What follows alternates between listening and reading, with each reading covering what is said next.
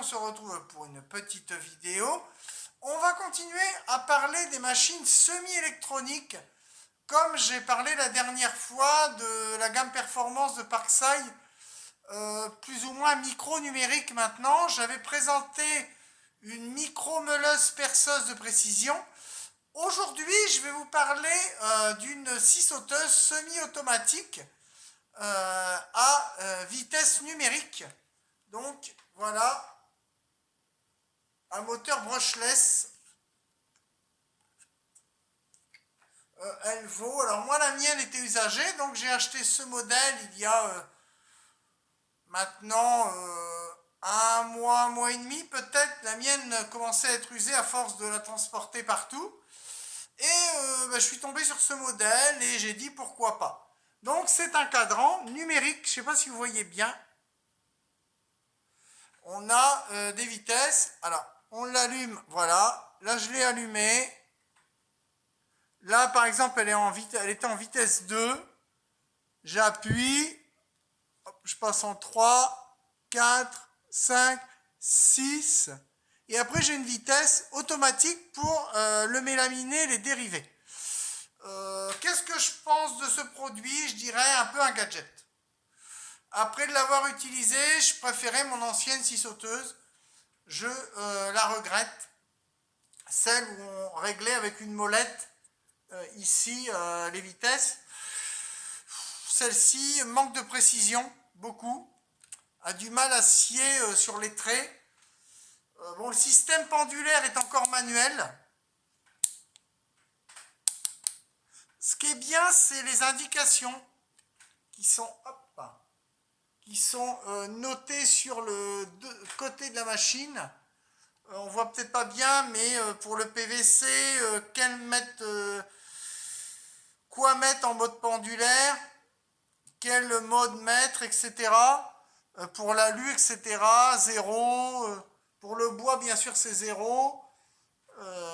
On a 1 pour l'acier léger, 2 pour le chantournage, 3 pour les coupes de précision et l'aggloméré.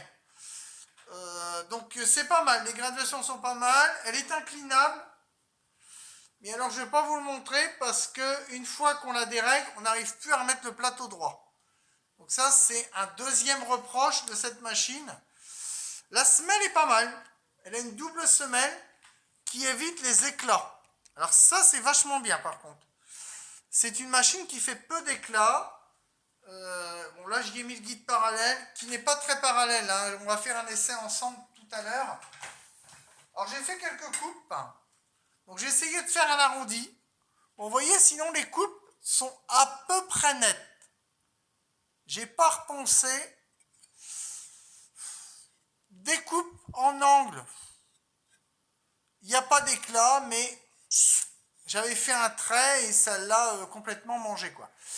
C'est vraiment pas précis. Sinon, même sur la chute, vous voyez, c'est net, il n'y a pas d'éclat. Si je prends mon crayon, si je regarde ici, bon, la coupe est propre, elle est bien lisse, mais elle n'est pas à 45 degrés. Mais sinon, au niveau propreté, ça va.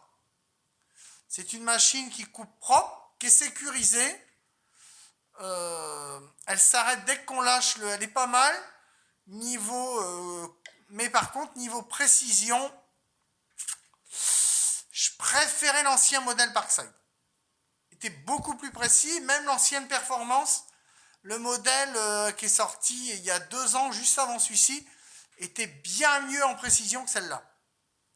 Donc là, vous voyez ici, on a quand même une coupe. Bon, c'est propre, mais c'est pas en angle du tout.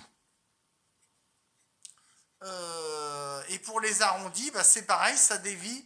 On voit, là je démarre, par exemple, là je démarre bien, et après on voit ici d'ailleurs la reprise. Là on a un léger éclat ici, mais très peu. Mais voilà, ça a du mal vraiment même à faire les arrondis. Elle a tendance à peiner, il faut changer tout le temps le mode numérique. En fait, le problème c'est qu'il faut jouer tout le temps avec le tableau. Alors là, je vais me remettre, voilà, hop. Alors on peut, sur certains modèles, on ne peut pas revenir en arrière.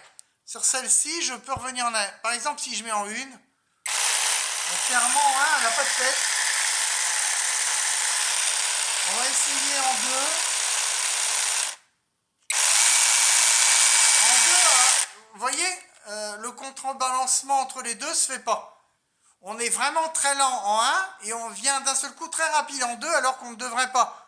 On devrait être un peu plus en cadence que la 1, mais pas carrément en plein régime. Donc je pense qu'il y a un mauvais réglage d'usine de ce cadran numérique. Après on peut toutes les essayer. Hein. Si je passe par exemple en 3, je relâche la gâchette. Là je passe en 3. Là mais carrément voilà. On va essayer la 4. Là on est carrément sur de la grosse 5.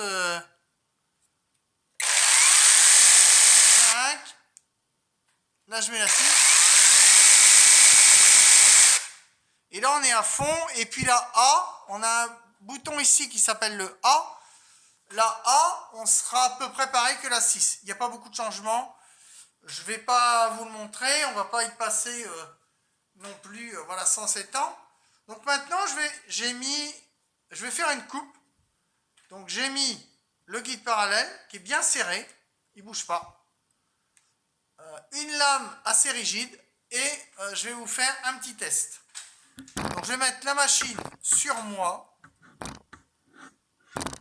Je vais, j'ai des petits soucis d'écran. Je vais essayer de faire une coupe droite avec un bout de chute lambda que j'ai comme ça ici. Donc je vais régler je vais essayer devant vous. Alors je vais pas me mettre en, je vais repasser, je vais essayer de le faire en 3. Je vais me mettre. Et vous allez voir que ça coupe pas droit, du tout.